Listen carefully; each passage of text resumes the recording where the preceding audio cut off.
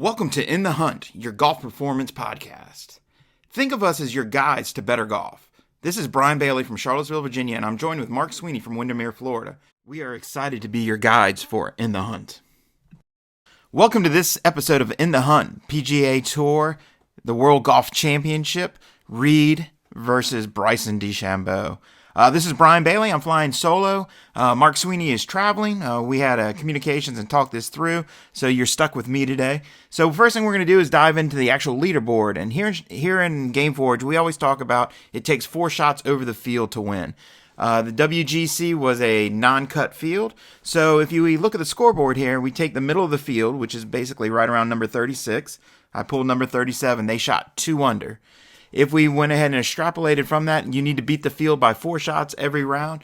You could see that the prediction would be 18 under as the in contention score to have a chance to win. And Patrick Reed nailed it, and Bryson DeChambeua was 1 under. So again, the -4 holds up like it does almost every week.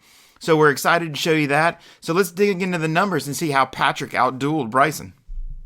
So the first thing we're going to do is look at offense. Score for Patrick Reed was 4.5 under per round. He made 6.25 birdies, but how did he do that? So if we dig into the numbers, he averaged 7.25 in positions. So those would be your shots 20 feet and in. And he capitalized at an astonishing rate of 86%.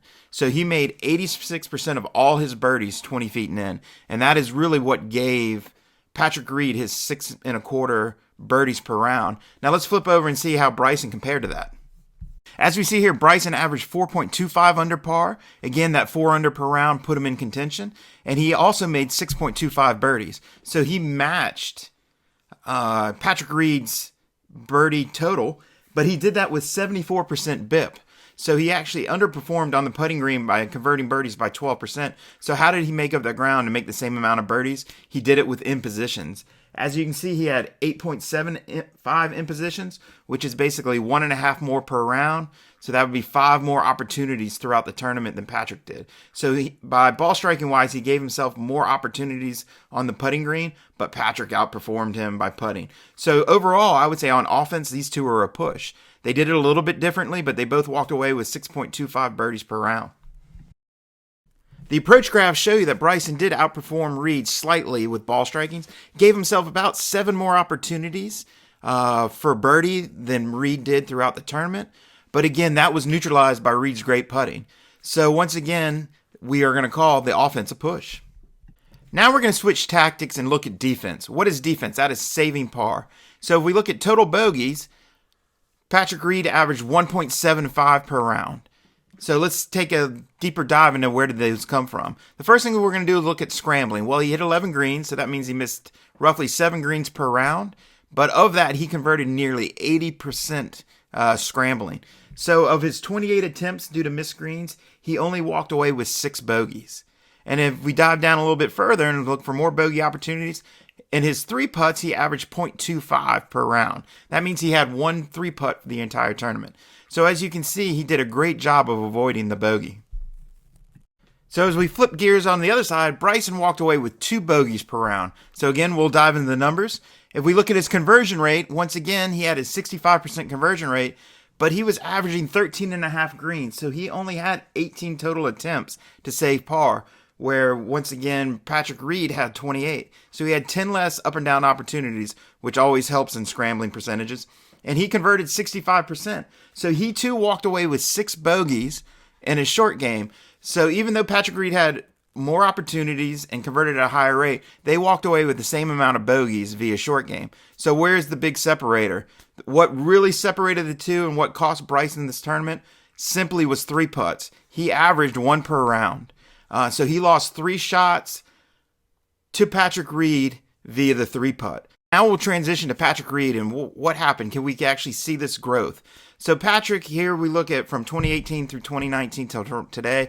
We can see at the start of the 2019 season, he definitely was struggling via score, but you can see right here, March, April, and May, he kind of started to turn his game around.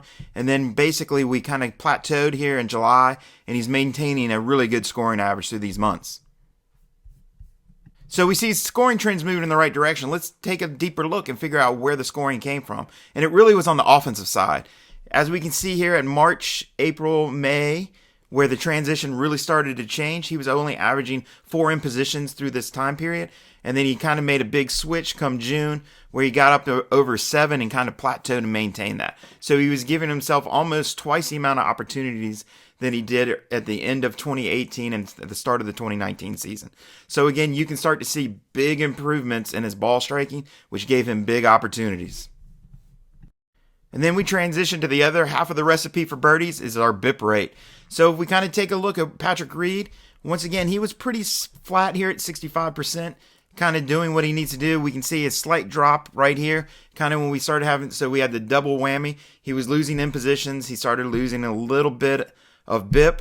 But again, we turned it around in June, and we're starting to see this big trend upwards in BIP, where he's averaging from basically in the 2020 season over 70% BIP conversion. So the secret sauce again is opportunities and conversions, and Patrick Reed is on a roll right now. On behalf of the GameForge team, Mark Sweeney and myself, we want to give a big congratulations to Patrick Reed for winning the World Golf Championship. As you look at his GFI above, you can see he was firing all cylinders. He did what it took to win the hunt. Thank you, and we look forward to bringing you more information next week. Continue sharing this with your friends. And again, we thank you for being in the hunt.